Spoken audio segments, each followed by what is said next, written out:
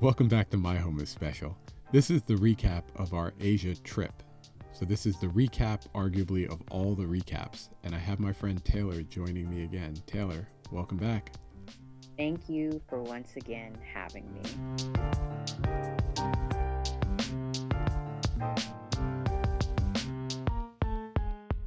All right.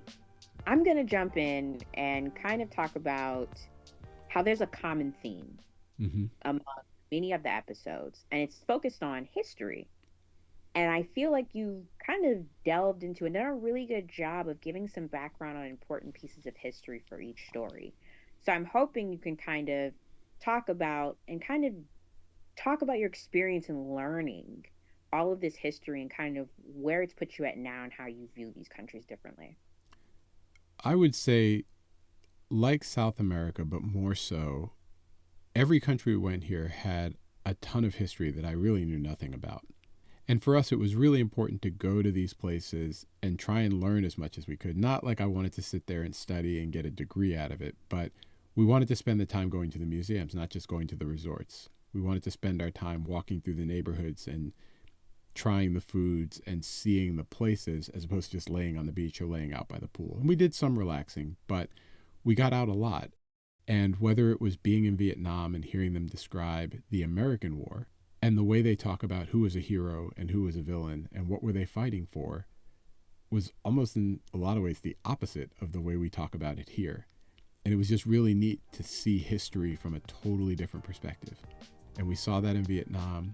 We saw a lot of really tough history in Cambodia. And we saw that when we went to Laos, which was the fourth stop on our trip in Asia.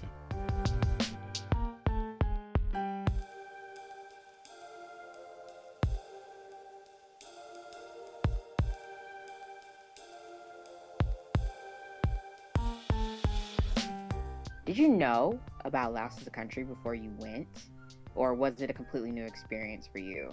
And did you learn anything new? So I certainly learned a lot. And I had heard about Laos, but I hadn't really thought about going. But it's in the area, so I figured I would do it. And I have some friends that have gone and said great things. And so I figured, why not? If we're in the vicinity and I don't go now, I probably won't make it back.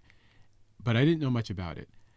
My impression of it overall, it's a little bit like the little brother country. You know, Vietnam gets a lot of hype with all the tourists to the east. To the west is Thailand, and everybody goes to Thailand. And so Laos is like the little brother of the region. Of the four countries we visited in Southeast Asia, there are more, but of the four that we visited, Laos was definitely a little brother. We were laughing about it because it reminded us of Bolivia. Peru gets all the press. It's got Machu Picchu. And then the Atacama Desert in Chile is right there. And they sort of took that from Bolivia in the first place. And so Bolivia is like the little brother of South America. And when you talk to the guys and people in Bolivia, they sort of bristle at the fact that, you know, their larger, wealthier neighbors get all the publicity. And Laos felt a little bit like that. It wasn't the country that people think of when they think of Southeast Asia. Everybody wants to go to Bangkok. Everybody wants to go to Phuket. You know, people want to go to Vietnam and do the things in Vietnam. And very few people talk about Laos. And so we didn't know a lot about it, but we're so glad we went. It was a really neat stop. And as Tommy mentioned, it was really chill. And it was a nice laid back thing to do after being in Vietnam. One of the things we did on our city tour, though, was stop by a center called COPE. And one of the things they're doing in COPE is dealing with all the unexploded ordnance, UXO, that's throughout the country. And I was like, well, where did that all come from? Are those landmines? Because there have been some wars where you just know, like there's landmines left behind and there's all these people that are injured by Oh, yeah. digging them up years later. And we went to this center and it talked about the U.S. bombing in Laos. I was like, wait, what? And I looked it up when I got home and there was essentially like a secret war happening in Laos. The CIA was just sort of sponsoring this secret war. And they literally bombed the hell out of the country for a few years. And when you look at the amount of ordnance that was dropped, it's staggering. You know, it's something like a plane load of bombs every day for 9 years is the equivalent of what they dropped in like a 1 or 2 year period. It's something absurd like that when you look at it. And our guide was telling us, you know, the U.S. would try and find their targets during the Vietnam War. And if they couldn't find their targets, it was too dangerous to land with all the undropped bombs.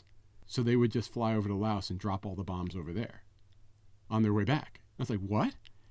And they were Oh, dropping cluster bombs, and some crazy high percentage of these bombs. So it's like a big bomb with all these little, say, like tennis ball sized bombs inside. And they would drop those all over. But some crazy percentage, like 20 or 30% of the cluster bombs didn't explode. And so you end up with all this unexploded cluster bombs from all these bombs we were dropping throughout the country buried in people's farms. And the week before we went to this center, like 5 people had died because they accidentally stumbled on a bomb that had been dropped decades ago, and they dug it up and boom. And it was just really crazy because we never hear about that kind of stuff. And we basically bombed the hell out of them for years and then sort of pretended like, yeah, it didn't happen. Now, Obama, who everybody loves in the region, had given tens of millions of dollars to help dig up and demine and remove all this unexploded ordnance because it basically makes the landscape dangerous for agriculture, which is how most of the people were making their living.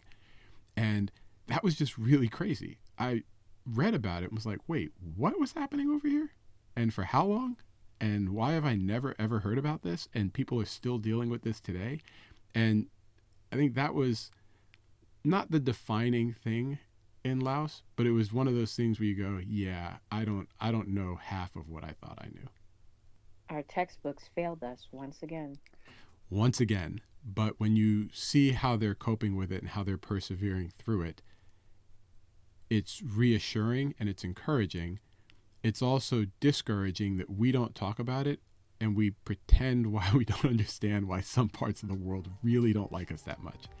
Yeah, justified in sometimes why there are other nations on earth that deserve that #1 title.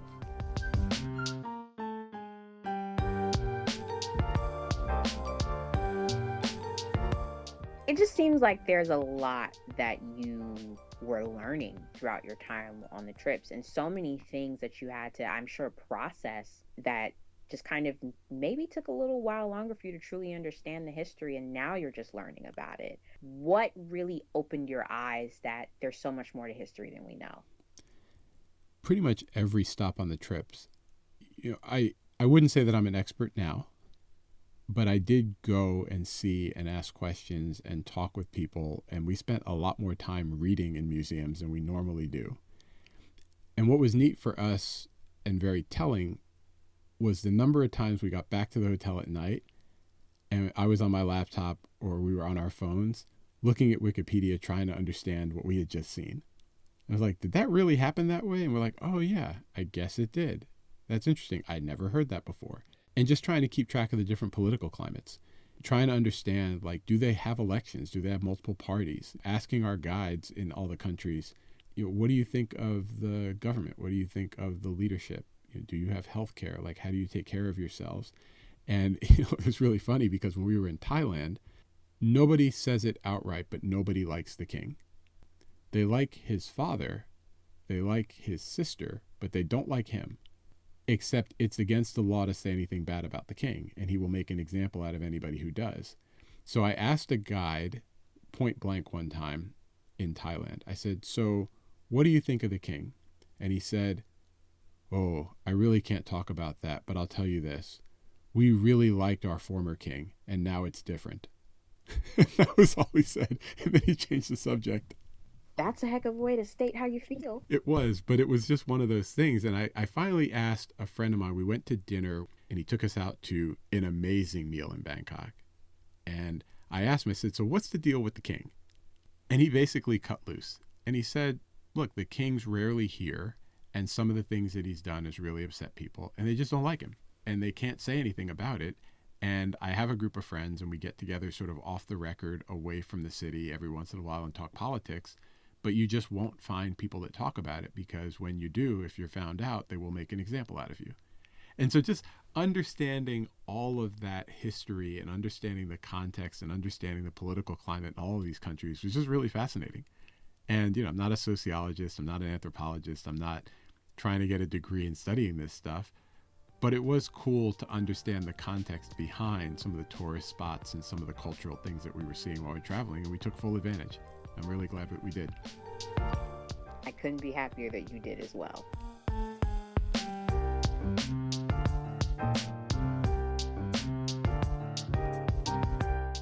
That actually leads perfectly into my next question. Okay. Context is super important, and having context about the place that you're traveling to, I think, is literally can mean a phenomenal trip from a subpar trip. So, some of the cultural context is just as important, even more important. So, what are some of your key points or cultural takeaways that you would love to share with listeners about the Asia leg of the trip? Tasha and I were talking about this throughout the trip because just as we were experiencing things, it just seemed like we were in a very different place. The cultural norms there, to me, felt like they care about we, and here at home, we only really care about me. And you see it manifest itself in different ways. In one of the previous episodes, I talked about the traffic patterns. I think it was Cambodia, and how it works because the people are chill, right? Nobody's in a rush. Nobody thinks if you step out, they're going to make an example out of you because you cut them off. They're going to sort of work with you, and how you can have like these massive roads intersecting with no traffic lights or stop signs. But because people are thinking about we and how to make it all work, it works. And we saw that all over the region. Like people are just generally more laid back and communal. And maybe that's because some of the countries literally have communist backgrounds. But there's just this cultural thing that I perceived where people weren't in it for themselves all the time. And they didn't speed, they didn't drive like lunatics. At baggage claim, we took like 12 flights in Asia, and we had to check bags every time. But at baggage claim, people sort of stood 6-7 feet away from the carousel until they saw their bag, and then they would walk up and grab their bag, and then they would stand back where they were waiting for their other bag. Whereas at home, everybody crowds on it like if they don't get their bag immediately, it's going to forever fall off the face of the earth and they'll never get their bag. And if you have to get your bag and they're in your way, they look at you like you're crazy. And it's things like that that just stood out to us, and it's just a different way of living. I can't say why it's like that. Maybe the penalties are more severe if you drive like a lunatic. But at the concerts, the events that we went, the places we saw, everybody was chill. You felt really safe. You didn't feel like you were going to get robbed. Now, you might get scammed, but you weren't going to get robbed. And that just really stood out to us. And it was really cool for us to be in an environment where you could kind of relax and not worry about some of the foolishness that you worry about back home. And it just sounds like the culture overall is more relaxed and more focused on how do we make sure that we all have a good experience. Like we all just enjoy life together as a community. That's what I perceived. And again, maybe it's because it's us against them and them is the government. And so they feel like they're on their own and they have to pull it together. I can't say, I don't know. But being there, you could just feel like the way they treated each other felt very different than the way we do here. And it was really refreshing to be in that kind of environment for a little while. And I'm sure the environment felt, would you say, safer? Definitely safer. We went to a bunch of places that were very crowded. And I'm sure, like every place, there's pickpockets and there's crime and there's like petty crime and whatever else. But as a tourist, I definitely felt safe there. And it wasn't because there was a big police presence. The answer here is put more cops on every corner. The answer there is behave or else. And that seems to work for them. And again, I won't say why, and I can't speculate as to why, but I can say that we felt safe everywhere we went when we were there, and it was really nice.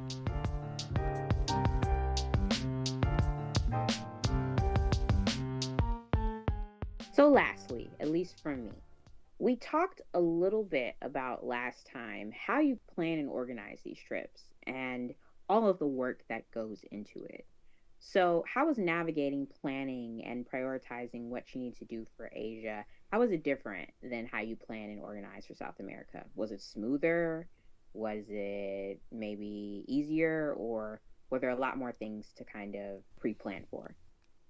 We used a tour operator that we've used a bunch over the last 10, 15 years for Laos and Cambodia because we felt like those were countries that weren't super set up for tourists. and we didn't want to waste time because we didn't know what we were doing. We felt like Thailand and Vietnam were pretty well touristed places, and so we could find our way around, and that's why we ended up doing Airbnb experiences and TripAdvisor tours all over the place, and there were plenty of them to choose from. It was relatively easy to plan because we kind of went city to city, and so we were flying place to place, and it was just a question of once you got there, how would you find stuff to do? But other than that, it was relatively straightforward to plan. Compared to other trips, was it wildly different? And for me, at least, I think my biggest fear would be the language barrier. How were you able to really overcome that? I'm not sure we did. In South America, I speak enough Spanish, or at least can understand it, that I can kind of get by. And the alphabet's the same, so worst case, you type it into Google Translate and you know what they're trying to tell you or what you're trying to tell them. Immediately when we got to Korea, we realized this trip was going to be different because it's totally disorienting when you don't speak any of the language. Tasha knew a few words from her K-dramas, but outside of that, there was not going to be much communicating. It's not only that you don't know the language, but the alphabet is different too, so you can't even read the words. If I wanted to put something into Google Translate because I can't understand what it says on the menu, I can't even type it in. I don't even know how to type it in. And so that was totally disorienting to us. And when you get in the car and you literally can't explain anything to the driver because they speak no English and you speak no Thai or you speak no Korean, that was pretty wild. The other thing that was unexpected, and in Vietnam it was fine, and in Thailand it was fine, but in other places we ran into some trouble, was we needed to get local currency. And unlike South America, where everything took Apple Pay, very little of the places we went in Asia, especially when we got to Cambodia and Laos and Vietnam, we're taking credit cards and we're taking Apple Pay. It just wasn't a thing, so you needed cash. Except what I didn't know is that changing US dollars in a lot of those countries requires brand new, crispy, unmarked bills. So we had a lot of useless cash. Like if it had a little tear in it, no chance. If it had any writing or ink on it, no chance. Like they just wouldn't take it. Even at the hotels, like I could understand some of the currency exchange and stuff like that, but even at the hotel, I mean, they were doing front and back inspections of every single bill. And if it was not flawless, they wouldn't change it for you. Well, that's disconcerting. Well, we had no idea. So we had all this cash we couldn't use. And it was because apparently the banks won't take them. And so you need like perfect money. Otherwise, your money is useless. And so that was also really interesting. Now, you could always go to the ATM and just take out cash, but I'm cheap and I'm not trying to pay ATM fees. And so we brought cash. We were going to use our cash. And so we just kept trying to change some of these bills. And some of them we just gave up. We were like, well, that's not going to happen. And I started thinking, maybe I could set up a little side hustle because I'm coming back to the U.S. I'll take your dirty bills and just bring them home. Because here, I mean, as long as it's not torn in half, you can spend it. There, if it's not perfect, you might as well just keep it in your pocket. And Taylor, the best part, my dumbass took the cash that I had. Before I put it in my backpack, I put a rubber band around it and then folded it and threw it in my backpack, which basically tore and creased every single bill that Tasha gave me. So I was no longer in charge of the money. This is my first time, I think, ever hearing that American money was actually useless. You can spend it everywhere, but you got to have crispy bills. And the other things that stood out were kind of funny, right? Like I mentioned a couple of times, the singing was really not great. Whether it was street karaoke in Vietnam or actual paid performers, professionals in Chiang Mai and elsewhere, we just heard a lot of really questionable singing. And as somebody who can't sing, can't dance, I can get down in PowerPoint, I suppose. I'm not one to throw stones because at least they have the courage to get up and try, and I wouldn't do that either. We had a couple of other takeaways that were really interesting that Tasha realized towards the end of this trip. So we did 5.5 weeks in South America, and then this was 6 weeks in Asia. And Tasha, with maybe a day or two left, went, you really can't eat like you're on vacation every day when you do trips like this. Now, that's a little bit late in the trip to come to that realization. There's a lot of eating that happened before that, but hopefully we'll behave ourselves on the next one. But it was definitely a good insight. Probably need to find the best local green smoothie shop. Oh, my goodness. Well, Tommy certainly hooked us up in Laos, which is the last thing that I would say about Asia that was also true in South America, although we didn't have the same opportunities, which is find a local and ask them what to do. Moon's parents took us to a restaurant we never would have found on our own, and it was an amazing meal. My friend in Bangkok took us out to dinner, same thing. Binky knew the spots to go, and you could name drop and get free drinks because I was like, I'm from Chicago, Binky sent me, right? And it just worked. But they knew all the cool things to do, and then you sort of go from there. So, Binky introduced me to his friend in Chiang Mai. When we got to Bangkok, I asked his friend in Chiang Mai, where's a good jazz club in Bangkok? Next thing you know, we're at the jazz club in Bangkok.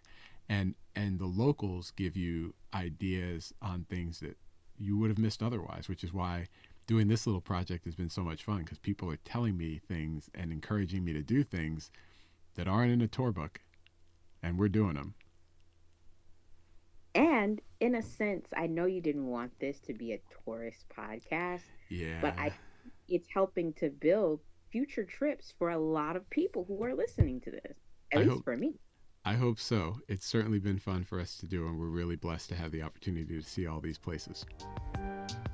And Cool. I'm happy that you get to go.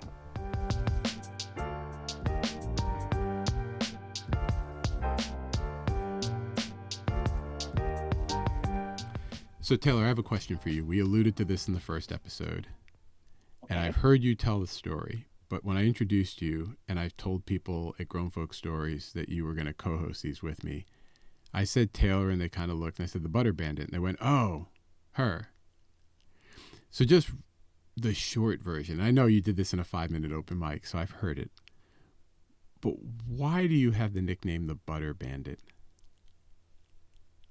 Well, some people do snacks like peanut butter and apples. Other people maybe have something a little weird will them maybe dip or fry in a milkshake.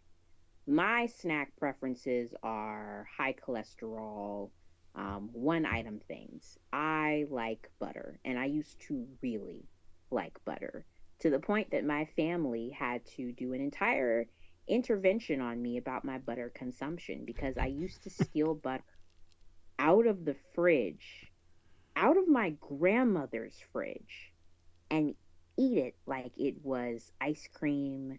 I used to eat it like it was a Snickers bar. I didn't care what form it came in. I usually preferred the soft whipped kind. That was my favorite kind to consume.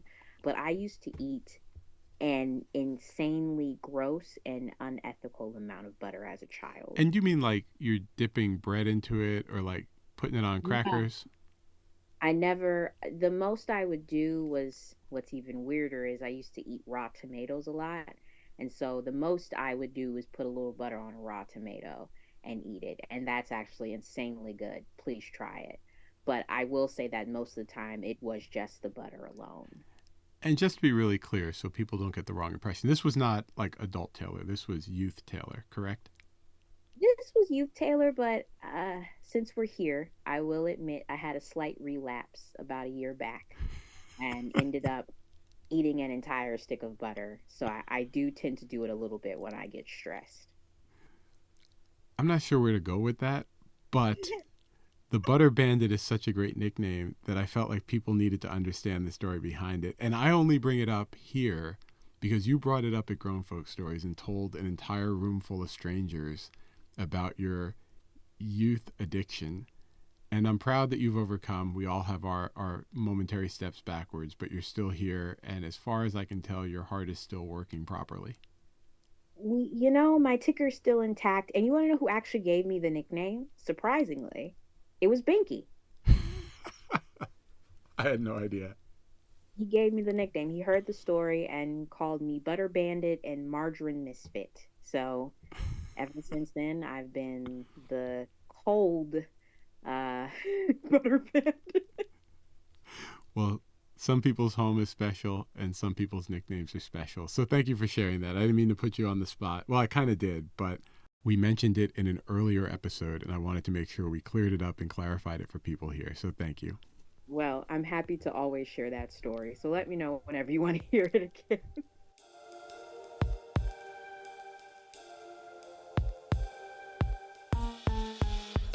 we've been talking, and I know that for the most part, you have Loop 3 planned and it's ready to go, and you're ready to share it with all of our listeners. But for me, how do you build on this concept? What happens after Loop 3? Is there a Loop 4, or how do we continue My Home is Special?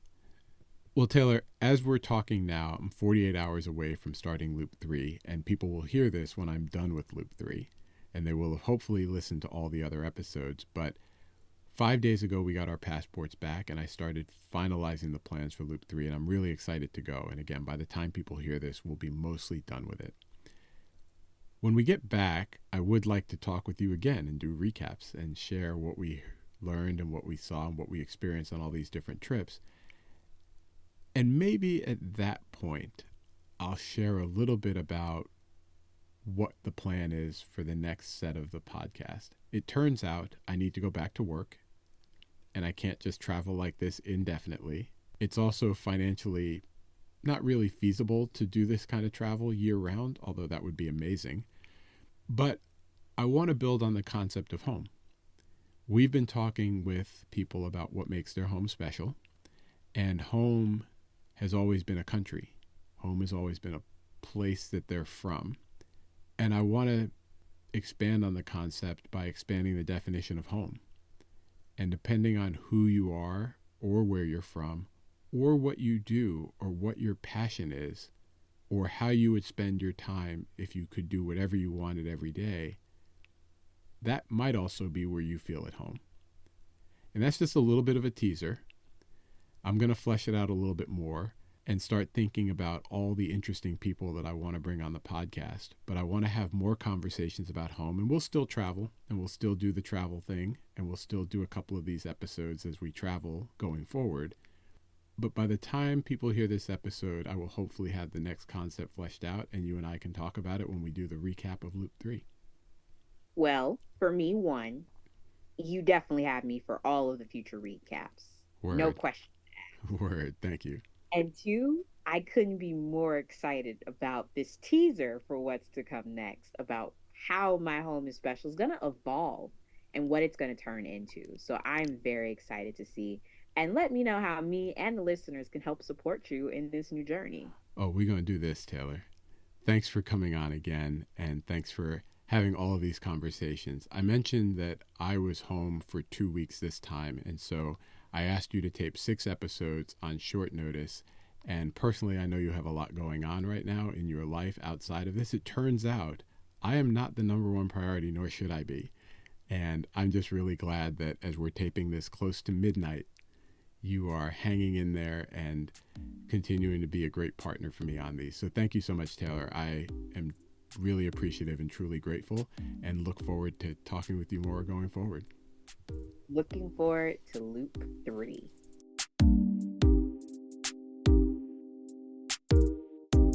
Thanks for listening to this episode of My Home is Special. Be sure to subscribe to the podcast so you get future episodes automatically.